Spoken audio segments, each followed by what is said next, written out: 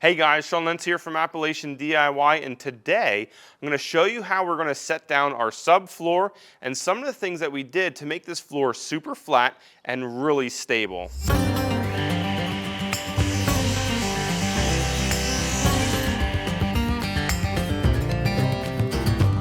So the very first thing that we did to make this floor a lot better is on our gabled ends. Each end we built up from our double top plate to the very top of our joist, our floor joist, our attic truss joist, to make a little mini wall. What that's going to do is once we have our subfloor down, we can go ahead and build a wall right on top of that, and it's going to carry the load a whole lot more even. I understand that a gabled end wall doesn't carry a lot of load, right? It just carries basically the load of itself. You could build out on that small 1.5 inch. We're using 2x6s. That's a lot of load that's cantilevered, and I don't really like that at all. So doing this with that little wall support gives us a nailer for the underside if we wanted to do drywall or anything, and we can also have more support for our gabled end wall. So that was the first thing that we did out there. It also gives us a little bit of a cavity to put some insulation in as well. The very next thing that we did is we put in blocking. And what blocking does is it really stiffens up your floor. Here's how. If I was jumping up and down on this joist right here, all of that load without the blocking would be directed right to here. And you're only allowing the subfloor to help disperse that load out. With blocking, what this does is it ties this center joist onto its neighbors on either side. So now if I jump up and down on this board, the load that jump is coming from comes down on this middle joist, but it also helps disperse that load to each adjacent floor joist, which helps really stiffen it up. It helps share the load, which the sheeting does also, but this helps as well. Now we ran this down the middle of the walls. We measured from one wall to the other. We're not actually in the middle of the cavity for our attic. We ran it from one wall to the other and got the center there. So it is skewed a little bit more this way because of our 3-foot overhang and our 1 foot over here. So this section of the room has more of a gap, I guess you could say, from the wall to this. Up in the attic, that is. From one wall, from the outside walls, it is the exact same. I think as long as we have it in here, it's going to help us out. I don't know if there is a certain amount of spacing that you can go in between. Like if you're over a certain amount of footage, you should put more blocking in there. So if you guys have that answer, I'd love to hear that down in the comments below. Okay, so here is the very last step that we're going to take before we put down our subfloor, and that is we are going to level out our floors. We use traditional style joists or dimensional lumber in our trusses. We did not use I-beams or anything like that. That's engineered and dead flat. So we are going to have some crowns to our boards, right? It's just inevitable. It's the way it is. So what we're going to do is we are going to take a 6-foot level that's nice and flat, and we are going to take it across the boards and run it along there. And we're going to see which one it butts up into. What that's going to tell us is in relation to the boards in front of it, that board is high. And what we've done already is we marked that in orange paint. So I'll jump over here and I'll show you guys what I mean. Okay, so what we have here is we have 3 joists that we can actually go to 4 and get that. So what we're doing is we're taking this level and we're sliding it across these 3. In the middle one here, if you see a gap, that means that either side is high. This one here, however, is really high. It's probably the worst one that we have. I think we're going to end up not taking it down all the way to make it super flat. However, we're going to take it down pretty far. It's almost a 1/4 inch high, maybe even 3/8. It's crowned pretty good.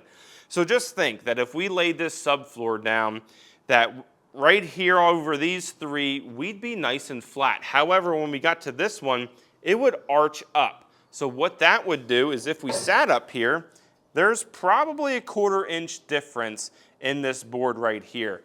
So Going from that one down to this one, now these screws that we put down in this subfloor are gonna really have to do their work, and the glue's gonna have to do its job to really bind that down to this one, instead of just laying dead flat. So that's why we are going to take the time and shave some of these down. Now all we're going to do is we're gonna start from one end and work our way down this way. We're probably gonna only do half of the width of each joist. We're not gonna run the full way over because some of them are only half, right? So from this side to the middle blocking, this might be crowned, but it might duck down in over here. So we don't need to take out the whole board. So we're gonna divvy this up into sections, and we're gonna do it, just have our blocking as our midpoint where we're going to go to. Most of them run the full length because they're crowned over the entire length of the wall. However, I believe we have two of them. This one over here is the next one. It's only high on this side. So we're just gonna take out this side over here. Most of these, maybe an 1/8 of an inch high. We still wanna take that down a little bit because we want the best floors possible. Some of them are 1/4 inch high though, and this is probably the worst at 3/8. I would estimate that at. It's pretty stinking high. So we're gonna get these knocked down. We have a power planer that we're going to use and get this floor nice and flat. Now the extra time that I spent shaving all this down and getting these things in here, you wouldn't have to do, but I really didn't want squeaky floors. So I wanted to get those high spots and valleys as close as I could possibly get. Now the other thing that really helped out with this is the adhesive we used. We use Advantech Subfloor Adhesive, and let me tell you what, guys, this is amazing stuff. Number one, it makes it super quick and to put down and glue your sheets in, and this stuff holds down like a son of a gun. We are using a 1/2 inch bead, and we did go a little bit heavier on some spots. So as you can see right here is our mark for our end of the sheet. We're just closing it or not filling it up with glue about 2 inches or about 1 inch there. That just helps with it not pressing out and laying the next board and having to shave this glue off. So this joist right here is only going to take half of the board. So what we're going to do is we're just going to be really careful with our bead and run it only on the one side of the joist.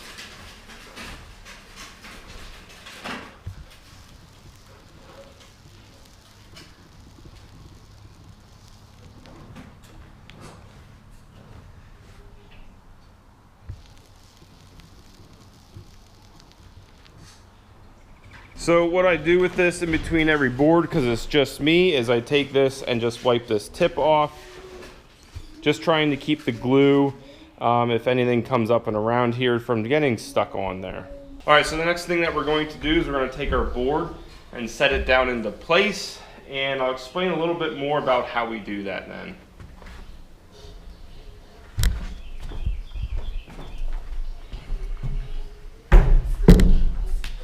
All right, so what we're going to do now is we're going to take our board and just set it into place.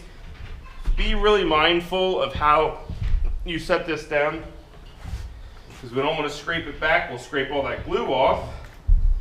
And we also want to set it down pretty gently because we don't want to mess up the tongue on this. So we always go tongue into a wall and work our way out. So we always have our groove side up, because once this is laid down, we don't want to sledge on our tongue side. We want to sledge on the groove side. That way we don't mess anything up. So what I do next is I take a tie-down strap and I just hook it on here.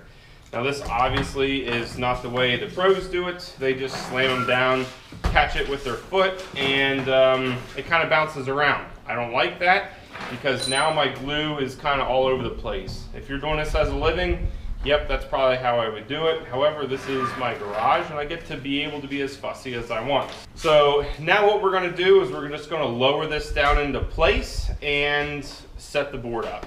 So what I'm gonna do now is lower this down into place.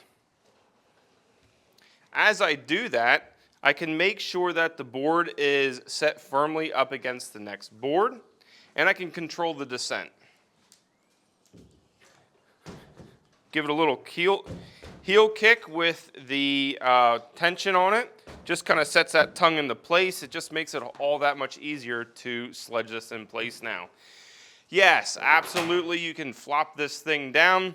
It tends to want to push out a little bit. You have to kind of catch it with your foot, and sometimes it'll move, sometimes it'll shift over. Now you don't have all that glue that you just put down there. Now you kind of have it smeared all over the place, get it, pushed back into position and stuff. Yeah, it is what it is, but I like a little bit more control with how the boards go down. Like I said, we're not building framing for houses or anything. This is my own personal garage, so we can take a little bit more care for it. So the next thing that we're going to do is take our 4D nail and just tap it in. It doesn't have to be in there super tight, but it does maintain this nice little gap. All right, so what we're going to do now is we have a beater board. This is just going to protect the groove. So we have this over here. We're just going to take it and sledge it into place. So this is coming down in over here, so we're going to move down to this side and get this in place a little better down here.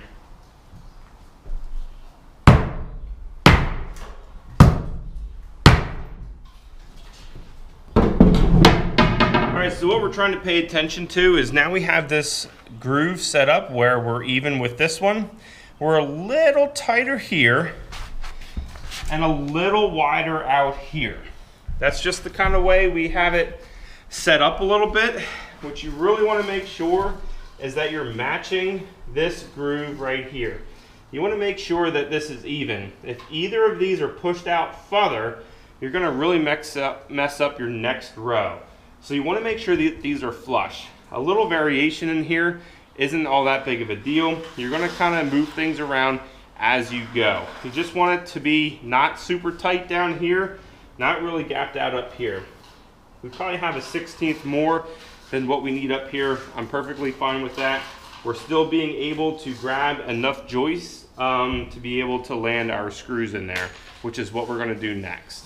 So what we have here is our 2-inch construction screws. Do not use drywall screws. These are T25 or T20s, I believe they are. So what we're going to do is we're going to sink these 2-inch screws down into here. Now Advantech has some nice circles for us. If you can zoom in down here, we have some circles here, and these are just 6 inches on center. For this board over here, what we did is we followed the circles. I like to alternate that. So we're going to put the one out here on the edge as normal. So that's the first one. Now instead of coming right to this circle here, we're just going to close this gap down a little bit.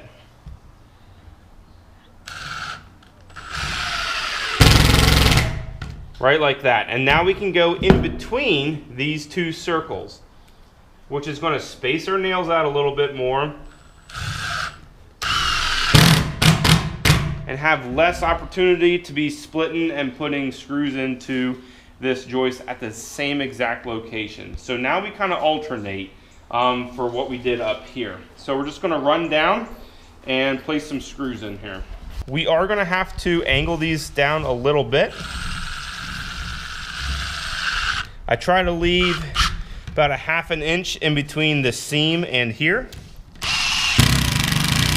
And I'm just driving this screw so that the very top is just inset into the wood.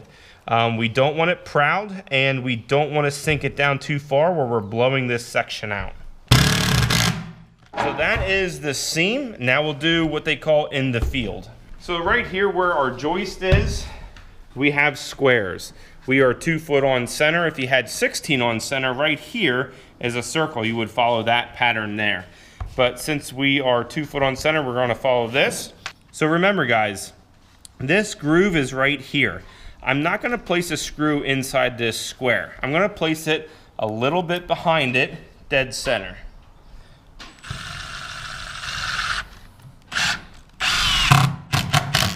We're probably sinking that down a 1/16 into the plywood. So right there, it's back from the groove, so that way when we go and place another one in here, we're not going to mess this groove up with the tongue. So that's why I set this first one back. Now all the other ones we can place right in the squares. And these were just driving straight down, and like I said, about a 1/16 below the grade of the wood. They do make a PAM-fast screw and tool, however, it is super expensive. So now you can see here, our squares don't line perfectly up, so I'm just going to go straight off of this one, right at the top of the screw again.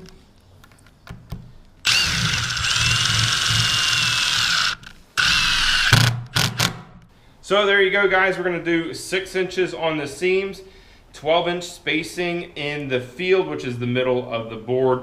We work from one end to the other. We don't work from either end into the middle.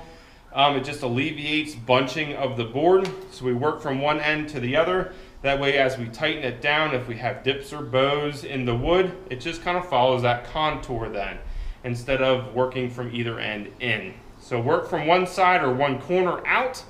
Perfectly fine. We just work from the seam over. That's all we do. All right, guys, so this was my workflow for doing the subfloor. What I did is I put all the sheets up against the wall and quick gripped them in place, and then I came back and I threw that Advantech foam glue down. I really like that stuff. It's awesome, and man, does it ever hold. After I got the glue down and placed the board down, I just came back through and did all of my screwing down per board before I would move on to the next one. The glue sets up that quick that you really need to get on it and get those things cinched down.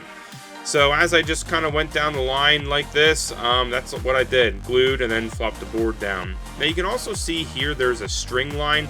That was really important. Later on I ended up just measuring 4 feet out for the next one, and what that allowed me to do is not have any glue leak out over, because then you just had to come back and chisel that off because it dried pretty quick. So that's pretty much it for this one, guys. I really hope you enjoyed this video. If you did, make sure you hit that like button and head over to Appalachian DIY for more videos. Thanks again, guys, and I hope to see you next time.